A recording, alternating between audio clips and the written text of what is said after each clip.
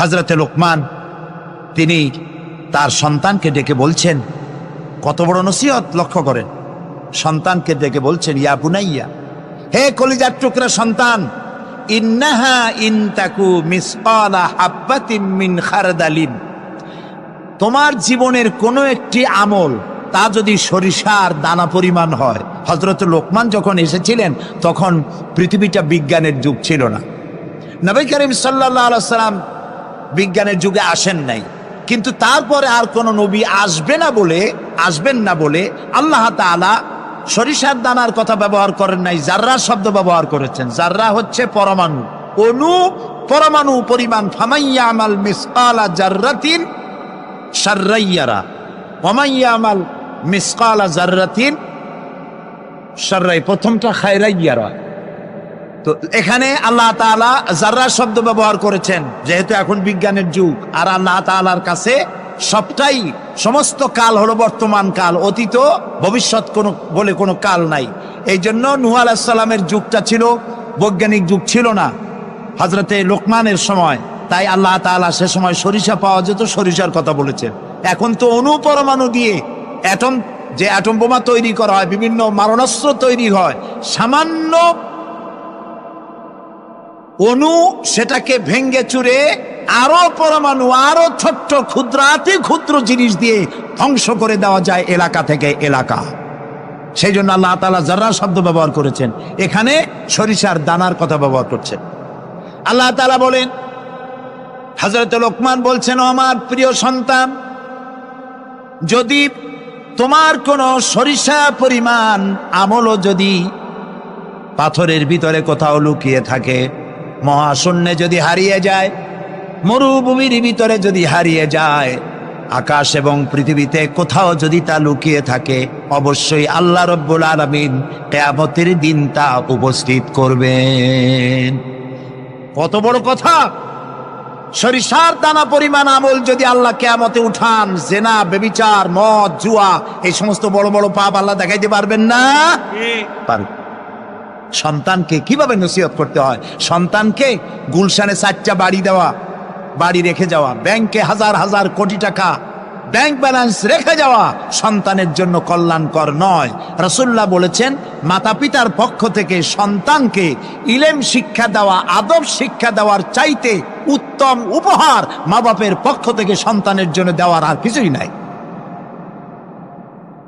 হযরত আলী রাদিয়াল্লাহু তাআলা আনহু বলছেন, লাইসাল ইয়াতীমুল্লাযী কাদ মাতা ওয়ালিদুহু বালিল ইয়াতীমু ইয়াতীমুল ইলমি ওয়াল আদাবি, যার বাপ মা মারা গেছে, যার পিতা মারা গেল, সেই প্রকৃত এতিম নয়।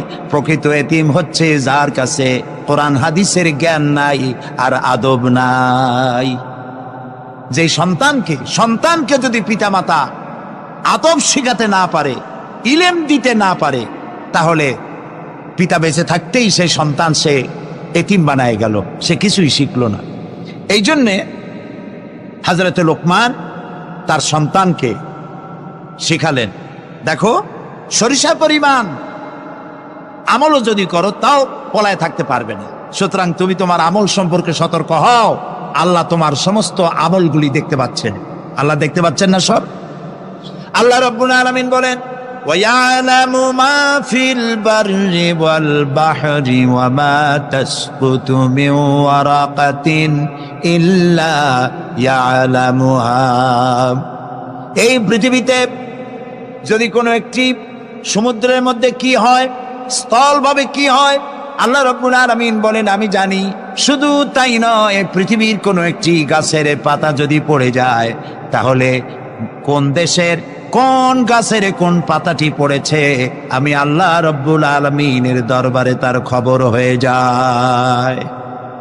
এই কথা যদি পিতা মাতা সন্তানদেরকে কাছে নিয়ে যদি বলে, বাবা জেনা, ব্যভিচার, মদ, জুয়া, শয়তানি, চাঁদাবাজি, মাস্তানি এগুলি করবা না, এগুলি একদিন মরা লাগবে, আল্লাহর কাছে হিসাব দিতে হবে। মা বাবা যদি বলতো এরকম, সন্তানগুলি ভালো হইতো। ঠিক কিনা কোন? জোরে বলেন ঠিক কিনা? প্রিয় ভাই সব, কোরআনে কারীমের অসংখ্য আয়াতের মধ্য থেকে একটি আয়াত যদি আমরা মনে প্রাণে বিশ্বাস করতে পারতাম, আমল করতে পারতাম, আমাদের চরিত্র ভালো হয়ে যেত। আল্লাহ রাব্বুল আলামিন বলেন, মা ইয়াকুনু মিন নাজওয়া সালাসাতিন ইল্লা হুয়া রাবিউহুম ওয়ালা খামসাতিন ইল্লা হুয়া সাদিসুহুম। আল্লাহ তাআলা বলেন, শোনো, যেখানে তোমরা তিনজনে মিলে পরামর্শ করো, তিনজনে মিলে যেখানে পরামর্শ করো, মনে করো ওখানে তোমরা তিনজন নও, চতুর্থ আর এক সত্তা সেখানে আছে, নাম কি তার বলেন? ওয়ালা খামসাতিন ইল্লা হুয়া সাদিসুহুম। যেখানে পাঁচজন তোমরা পরামর্শ করো, সেখানে ষষ্ঠ আর এক সত্তা আছে, তার নাম কি? আল্লাহ। ওয়ালা আদনা মিন যালিকা ওয়ালা আকসারা ইল্লা হুয়া মাহুম আইনামা কানু। এর থেকে সংখ্যা যদি কম হও, এর থেকে সংখ্যা যদি বেশি হও, তুমি যেখানে আমি আল্লাহ সেখানে। সুবহানাল্লাহ। প্রিয় ভাই সব, এই যত বোমাবাজি হয়, গ্রেনেড বাজি হয়, কোনো না কোনো জায়গায় পরামর্শ হয় না, হয় না? পরামর্শ হয়। শেখ বেলাল উদ্দিন খুলনার দৈনিক সংগ্রামের প্রতিনিধি ছিলেন। আজকের পত্রিকায় দেখতে পেলাম তাকে হত্যা করার জন্য পরামর্শ হয়েছিল এবং সেখানে খুনিকে 1.5 লক্ষ টাকা পুরস্কার দিয়ে 20,000 টাকা অগ্রিম করা হয়েছিল। এরকম একজন ভালো সাংবাদিককে হত্যা করার জন্য পরামর্শ করা হলো।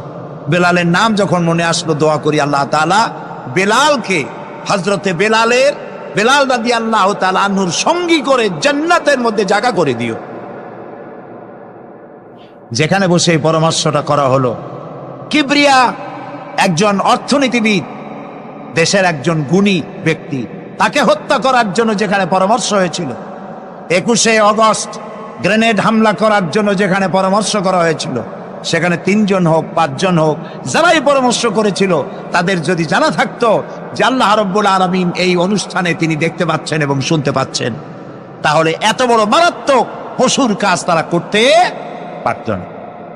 হযরতে লোকমান তিনি তার সন্তানকে একেবারে বাচ্চা অবস্থায় বুঝায় দিলেন, হে আমার ছেলে, কলিজার টুকরা, ছোট্ট একটি সরিষার দানা পরিমাণ আমলও যদি করো, ওইটা গোপন থাকবে না, আল্লাহ তাআলা উঠায় নেবেন। সুবহানাল্লাহ।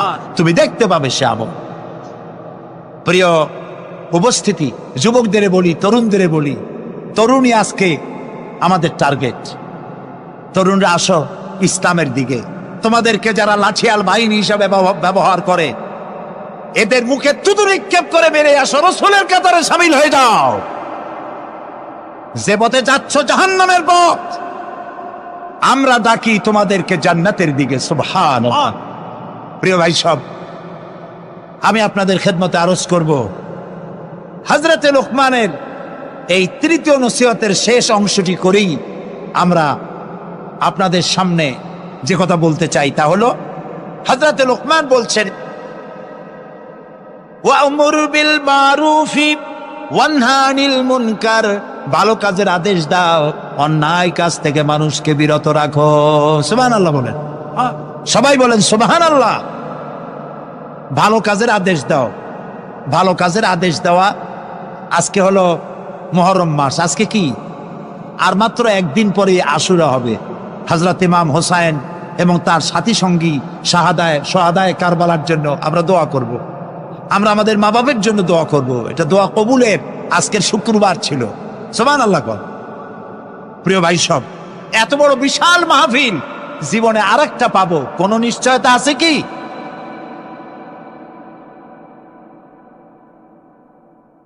3 নম্বর নসিহতের শেষ অংশ হচ্ছে, হে প্রিয় বৎস, ভালো কাজের আদেশ করবা আর অন্যায় কাজের বিরোধিতা করবা।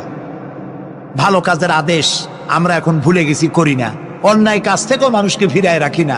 অন্যায় চোখের সামনে হয়, তাও আমরা প্রতিবাদ করি না। এই প্রতিবাদী কণ্ঠ হতে হবে আমাদের। রাসূলুল্লাহ বলেছেন, মান রা মিনকুম মুনকারান ফালিয়ুগাইয়িরহু বিয়াদি ফাইন লাম ইয়াস্তাতি ফাবিলিসানি ফাইন লাম ইয়াস্তাতি ফাবিকলবি ওয়া যালিকা আযআফুল ঈমান। আমাদের কার কতটা ঈমান আছে তা পরিমাপ করার একটা থার্মোমিটার আছে। আপনারা জানেন, জ্বর মাপে যে যন্ত্র দিয়া, সেটাকে কি বলা হয়? থার্মোমিটার। দুধ মাপে, অর্থাৎ দুধের মধ্যে পানি না পিওর দুধ তা মাপার জন্য একটা যন্ত্র আছে না, ওটারে কি বলে? ল্যাক্টোমিটার। এরপরে আবহাওয়া পরিমাপ করার জন্য, বৃষ্টি হবে কি হবে না ইত্যাদি পরিমাপের জন্য একটা যন্ত্র আছে, সেটার নাম কি? ব্যারোমিটার। প্রত্যেকটা জিনিস মাপার এরকম যন্ত্র আছে। ইমান মাপারও একটা হাদিস আছে, সুবহানাল্লাহ গণ। ইমানটা ফার্স্ট ক্লাস, সেকেন্ড ক্লাস আর থার্ড ক্লাস, এটা মাপার একটা হাদিস আছে। সে হাদিসটা আমি পড়ে ফেলেছি আগেই। রাসূলুল্লাহ বলছেন, তোমাদের মধ্যে যদি কেউ শরীয়ত বিরোধী কাজ কেউ দেখতে পাও, দুই হাতে বাধা দাও। কি দিয়ে বাধা দাও? বলেন জোরে। শক্তি প্রয়োগ করে বাধা দাও। ফাইন লাম ইয়াস্তাতে, যদি তুমি তা না পারো তাহলে মুখ দিয়ে বাধা দাও। ফাইন লাম ইয়াস্তাতে, যদি তাও না পারো অন্তরে অন্তরে ঘৃণা করো। তবে অন্তরে অন্তরে ঘৃণা করে চুপ করে বসে থাকলে হবে না, মনে মনে ঘৃণা করে হোমওয়ার্ক করতে হবে। মনের মধ্যে এই চিন্তা রাখতে হবে যে এই অন্যায় কাজকে নির্মূল করার জন্য কি করা যায়, সে সম্পর্কে পরিকল্পনা নিতে হবে। আর এটা হলো ওয়াযালিকা আযআফুল ঈমান, আর এটা হলো ঈমানের একদম থার্ড ক্লাস, তৃতীয় পর্যায়। এরপরে ঈমানের আর কোনো অংশ নাই। হযরতে লোকমান বলছেন, ওয়াসবির আলা মা আসাবাক, এরপরে তুমি সবর ইখতিয়ার করবে। সবর, ধৈর্য। ভালো কাজের আদেশ, অন্যায় কাজের নিষেধ, এর মধ্যে সবরের কথা আসলো কেন? সবরের কথা আসলো এই জন্য যে আপনি যখনই মানুষের ভালো কথা বলবেন তখনই আপনারে মানুষে গালি দিবে, মন্দ কথা বলবে। ইসলামের দাওয়াত দিবেন, বলবে যে মৌলবাদী। ঠিক কিনা? এখন তো কিছু দল আছে আমাদের দেশে, মৌলবাদ আর সাম্প্রদায়িক ছাড়া আর কিছু চোখেই দেখে না, খালি কয় মৌলবাদ মৌলবাদ মৌলবাদ মৌলবাদ। সাম্প্রদায়িক কি? সাম্প্রদায়িক হইছে? মৌলবাদ কি হয়েছে? ইসলাম পালন করলে, নামাজ রোজা করলে যদি মৌলবাদ হয়, তাহলে যারা গালি দেয় ওরা যদি নামাজ পড়ে তো ওরাও তো মৌলবাদী। সাম্প্রদায়িক কি হয়েছে? কেন সাম্প্রদায়িক করেন? বাংলাদেশে কি সাম্প্রদায়িকতা বলতে কিছু আছে? এই দেশেও যদি বলে সাম্প্রদায়িক সম্প্রীতি নাই, তাহলে সাম্প্রদায়িক সম্প্রীতি আছে কোন দেশে? ওই দেশের নামটা আমরা শুনতে চাই। বাংলাদেশ পৃথিবীর অন্যতম শ্রেষ্ঠ সাম্প্রদায়িক সম্প্রীতির একটি উজ্জ্বল দৃষ্টান্ত বহন করে চলছে এই বাংলাদেশ। আমরা 1947 সনে একবার স্বাধীন হয়েছি, আবার 71 সনে পূর্ণাঙ্গ স্বাধীনতা লাভ করেছি, ঠিক না ভাই? ওই একই 47-এ ভারতও স্বাধীন হয়েছে, আমরাও স্বাধীন হয়েছি। আমাদের দেশে 47 থেকে নিয়ে এই পর্যন্ত সাম্প্রদায়িক দাঙ্গা, কমিউনাল রায়ট, ধর্মীয় মারামারি, হিন্দু মুসলমানে সাম্প্রদায়িক মারামারি, খুনাখুনি হয়েছে বলেন? হয়ে থাকলে কোথায় হয়েছে বলেন? হয়েছে কোথাও? হয়নি। আর যে ভারত আমাদের প্রতিবেশী, 1947 থেকে এই পর্যন্ত সাম্প্রদায়িক দাঙ্গা হয়েছে সে দেশে 20,000 বারেরও বেশি। সেটা নিয়ে কোনো মাথা ব্যথা নেই, সমস্ত মাথা ব্যথা আমাদের দেশ নিয়ে। এইখানে খালি কয় সাম্প্রদায়িক। নামাজ যদি পড়ে, লোকেরা নামাজ পড়ে, রোজা রাখে, ইসলামের কথা বলে, সাম্প্রদায়িক মৌলবাদ এইসব কথা বলিয়া মানুষকে আর ধোকায় ফেলা যাবে না ইনশাআল্লাহ। এখন মানুষ অনেক জাগ্রত। এই যে সন্ত্রাস, আলহামদুলিল্লাহ তারা বলেন, ওয়াকুল্লা ইনসানিন আলজামনাহু তাইরাহু ফি উনুকি ওয়া নুখরিজু লাহু ইয়াওমাল কিয়ামাতি কিতাবান ইয়ালকাহু মানশুরা। ওয়াকুল্লা ইনসানিন আলজামনাহু তাইরাহু ফি উনুকি, আমি প্রত্যেক মানুষকে, মানুষের কর্মকে তার গ্রীবা লগ্ন করে দিয়েছি। এই যে গলা, এই গলার কাছে একটা ঘুটলির মতো, একটা সিম কার্ডের মতো এইখানে আমি রেখে দিয়েছি। কোথায়? কোন গলায়? কে বলতেছেন এ কথা? এই ঘুটলির ভিতরে তুমি যা করতেছো সব লিপিবদ্ধ হচ্ছে। সুবহানাল্লাহ বলেন। এখন বলতে পারেন অদৃশ্য এই ঘুটলি, এটা তো দেখি না, এটা কে বলতেছেন? আমি কিন্তু দেখতে পাচ্ছি না। আপনারা দেখেন নাকি? কেউ দেখেন না। হাত দিয়ে ধরে দেখেন, পান নাকি? ধরাও যায় না, দেখাও যায়। আল্লাহ বলছেন আছে, তাহলে বিশ্বাস করতে হবে। এর ভিতরে সব রেকর্ড হয়ে যাচ্ছে। আপনি বলবেন এতটুকুন ঘুটলির মধ্যে, তাবিজের মধ্যে আমার সারা জীবনের সব কথার সব কাজ ঢোকে কেমনে? কেমনে লেখা হয়? তাহলে পাল্টা প্রশ্ন করি, আপনার মোবাইলের সিম কার্ডে এত ফোন নাম্বার, এত ইমেল, এত কি বলে, এত টেক্সট, এত কিছু, আপনার আরো কি জানি আছে, মেসেজ দেওয়াটা হাবিজাবি আছে না, অনেক কিছু গুষ্টি সুদ্ধা, এগুলো কেমনে হয়?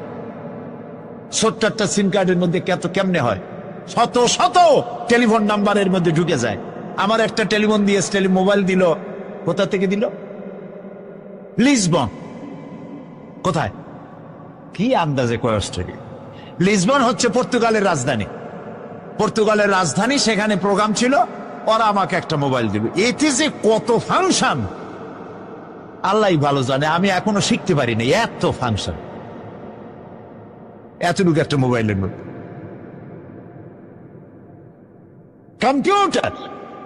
কম্পিউটারের ছোট্ট একটা মাইক্রোচিপ যন্ত্র, যে কম্পিউটার ব্যবহার করা এখন বাচ্চা ছেলেবেলেরাও জানে। এটা একটা পৃথিবীর বিস্ময়। এই কম্পিউটার, আপনি যান ব্যাংকে, কম্পিউটারের ছোট্ট সেই মাইক্রোচিপসের মধ্যে সারা চট্টগ্রামের সমস্ত মানুষের টাকা লেনদেন, ট্রানজেকশন, এর যা কিছু আপনি করেছেন সব কিছুর হিসাব এখানে রয়েছে, আছে না? তাহলে এতটুকুন একটা মাইক্রোচিপসের মধ্যে এত সহস্র কোটি কোটি টাকার হিসাবপত্র, লেনদেন, এই ছোট্ট জিনিসের মধ্যে ঢুকাবার মতো জ্ঞান মানুষের মাথায় দিছে কে? বলেন কে? সেই আল্লাহই তো গলায় ঝুলায় রাখছে। তাহলে এটা সম্ভব না? সম্ভব কি না?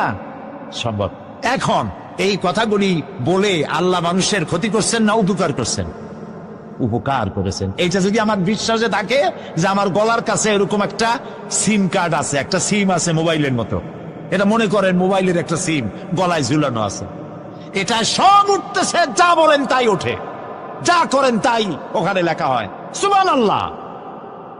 এই বিশ্বাস যদি আমার হয়, আমি ভালো মানুষ হয়ে যেতে পারবো। সুবহানাল্লাহ বলো। আমি খারাপ কাজ করতেই পারবো না।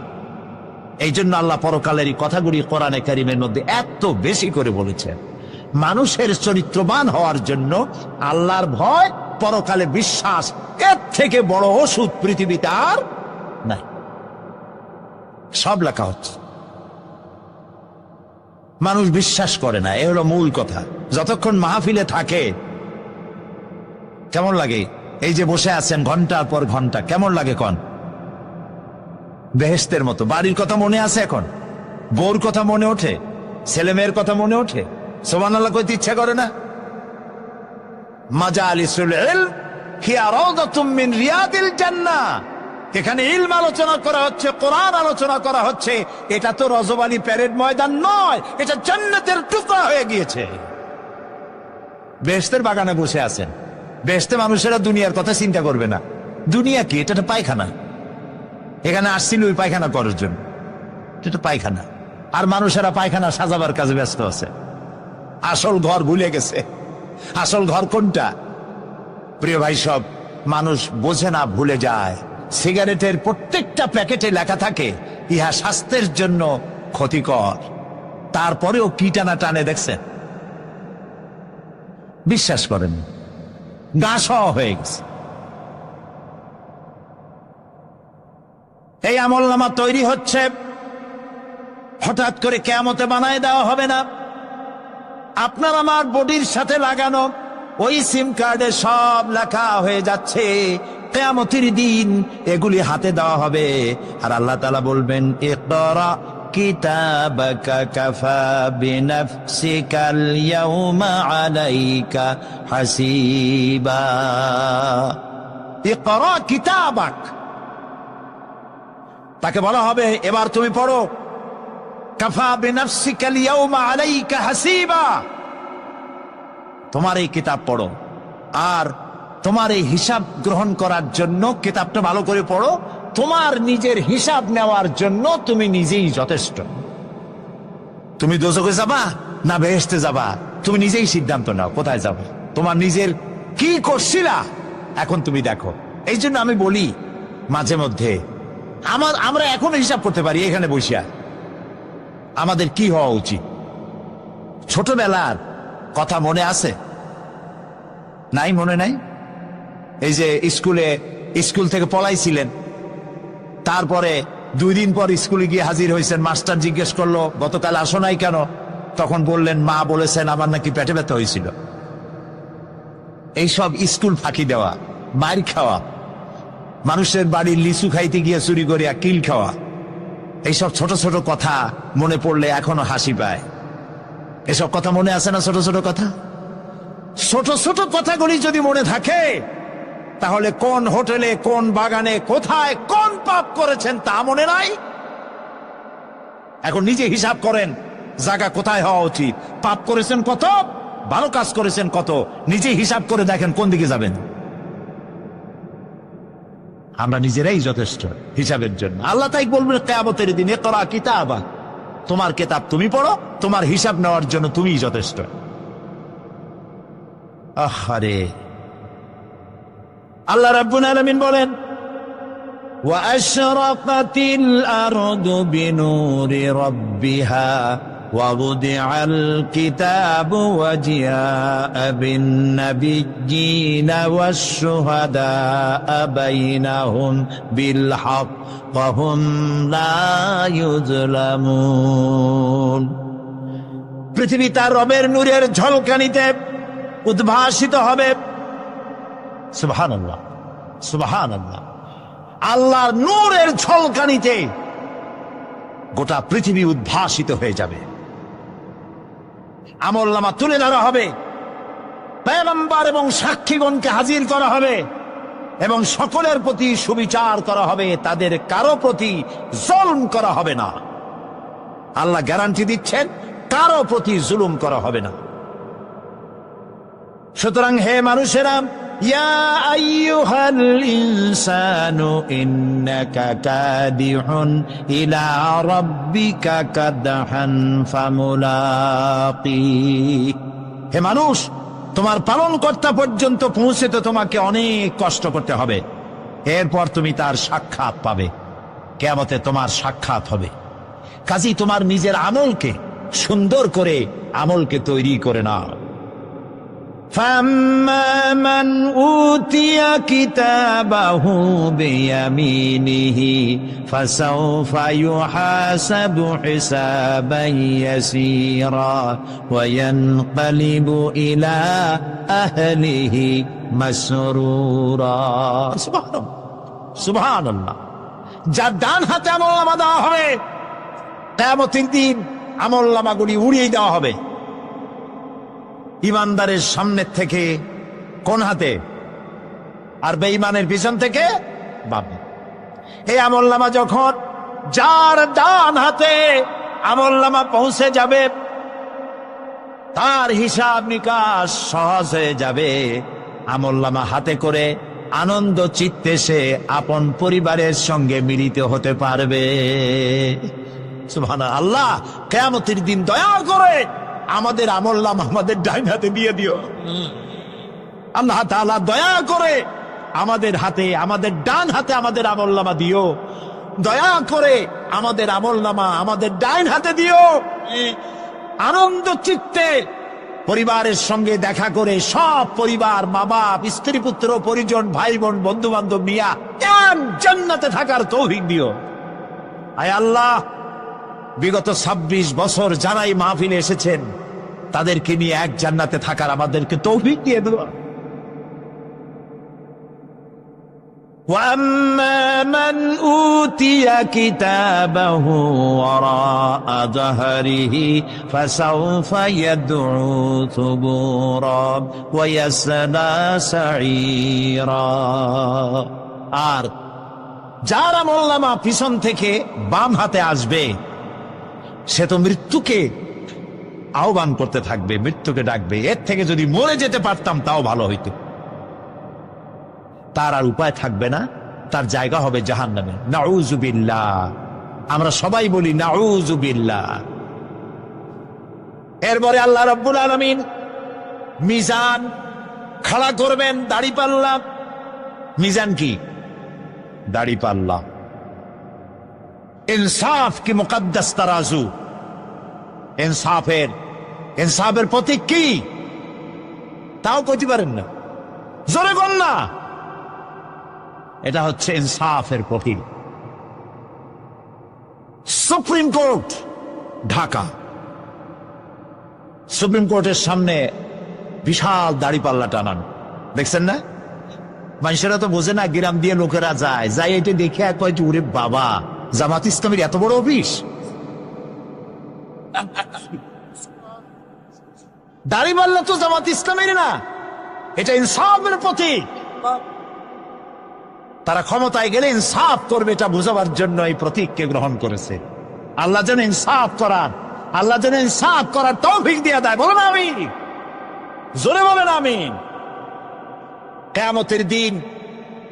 কিয়ামতের দিন এই দাড়িপাল্লা মিজান আল্লাহ তাআলা প্রতিষ্ঠিত করবেন, এবং এই মিজানে যার পুণ্য পাল্লা ভারী হবে সে কৃতকার্য, আর যার পাল্লা হালকা হবে সব শেষ। আল্লাহ রাব্বুল আলামিন বলেন, وَنَضَعُ الْمَوَازِينَ الْقِسْطَ لِيَوْمِ الْقِيَامَةِ فَلَا تُظْلَمُ نَفْسٌ شَيْئًا وَإِنْ كَانَ مِثْقَالَ حَبَّةٍ مِّنْ خَرْدَلٍ أَتَيْنَا بِهَا وَكَفَى بِنَا حَاسِبِينَ। আমি কিয়ামতের দিন ন্যায় বিচারের মানদণ্ড স্থাপন করব, তখন কারো প্রতি অবিচার করা হবে না। যদি কোনো আমল সরিষার দানা পরিমাণ হয়, আমি তা হাজির করব। সুবহানাল্লাহ, সুবহানাল্লাহ। এবং হিসাব গ্রহণের জন্য আমি যথেষ্ট। এবং হিসাব মানুষেরা মনে করবে, এত মানুষ, আদম আলাইহিস সালাম থেকে নিয়ে পর্যন্ত, এখান থেকে নিয়ে কিয়ামত পর্যন্ত সব মানুষেরই তো উঠবে সে মনে হিসাব হবে নাকি? একজন একজন করে হিসাব হবে। আল্লাহ বলছেন, আল্লাহ সারিউল হিসাব, দ্রুত হিসাব নিতে সক্ষম। আল্লাহ নিজের কানে নিজে শুনবেন, অন্যের মাধ্যমে নয়, নিজে শুনবেন। প্রত্যেক আর আসামির কাছ থেকে, লোকদের কাছ থেকে তার বক্তব্য শুনবেন, ভায়া মিডিয়া শুনবেন না, নিজেই শুনবেন। আল্লাহর কান আছে না, চোখ আছে না? লোকেরা এই যে বইপত্রে লেখে আল্লাহ হচ্ছে নিরাকার, কত বড় বাজে কথা। আল্লাহ নিরাকার, আমরা এমন এক আল্লাহর ইবাদত করি, তিনি আমাদের কিছু শুনতে পান না, কান টান নাই, তিনি আমাদের কিছু দেখতে পান না, এরকম নাকি আল্লাহ তাআলা? আল্লাহ তাআলা কোরআন শরীফে বলেছেন, আল্লাহর হাত, আল্লাহর পা, আল্লাহর চোখ, আল্লাহর মুখ। তবে এগুলি কি রকম? আল্লাহর হাত, পা, চোখ কেমন, আকারটা কেমন? এর একটাই জবাব। কয়টা জবাব? জোরে বলেন। একটাই জবাব, আল্লাহর যেমন হওয়া উচিত তেমন। সুবহানাল্লাহ বলে, সুবহানাল্লাহ বলে। এর থেকে আর কোনো জবাব নাই, এই একটাই জবাব, আল্লাহর যেমন হওয়া উচিত ঠিক তেমন। লাইসা কামিসলিহি শাইউন, আল্লাহর অনুরূপ, আল্লাহর মতো আকাশেও কিছু নাই, জমিনেও কিছু নাই। এটা আমাদের ঈমান, এটা আমাদের কি ঈমান। সুতরাং তিনি জুলুম করবেন না এবং হিসাব নিবেন, আর যথার্থ হিসাব নিবেন, সেখানে কারো প্রতি কোনো জুলুম করা হবে না। ومن خفت موازينه فأولئك الذين خسروا أنفسهم بما كانوا بآياتنا يظلمون। আর যাদের পাল্লা হালকা হবে, তারা তো শুধু নিজেদেরই ক্ষতি সাধন করবে, কেননা তারা আমার আয়াত সমূহকে অস্বীকার করত। আল্লাহর যারা অস্বীকার করত, আখেরাত নাই, কিয়ামত নাই, বেহেশত নাই, কবরের মধ্যে কোনো শাস্তি নাই, কবরের কোনো প্রশ্ন নাই, এগুলি যারা বলতো, তারা কিয়ামতে ক্ষতিগ্রস্ত হবে। এখন কিয়ামতের দিন মিজান আমরা হালকা করতে চাই না ভারী করতে চাই? জবাব চাই। কি করবেন? যদি ভারী করতে চান, নেক আমল বেশি বেশি করবেন। আর একটি হাদিস শোনাবো, যেই হাদিসের ভিতরে পাল্লা ভারী করার মতো কথা নবীজি বলেছেন, শুনবেন নাকি? বুখারী শরীফের শেষ হাদিস, আল্লাহর নবী বলেন, কালিমাতানে হাবিবাতানে ইলার রহমান খাফিফাতানে আলাল লিসান সাকিলাতানে ফিল মিজান সুবহানাল্লাহি ওয়া বিহামদিহি সুবহানাল্লাহিল আযীম।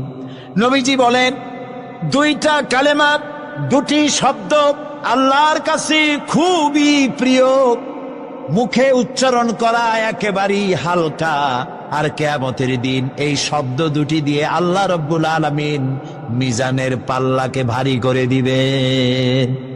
সেই শব্দ দুটি হলো, পড়েন আমার সাথে, সুবহানাল্লাহি ওয়া বিহামদিহি সুবহানাল্লাহিল আযীম। সবাই পড়েন, সুবহানাল্লাহি ওয়া বিহামদিহি সুবহানাল্লাহিল আযীম সুবহানাল্লাহি ওয়া বিহামদিহি সুবহানাল্লাহিল আযীম।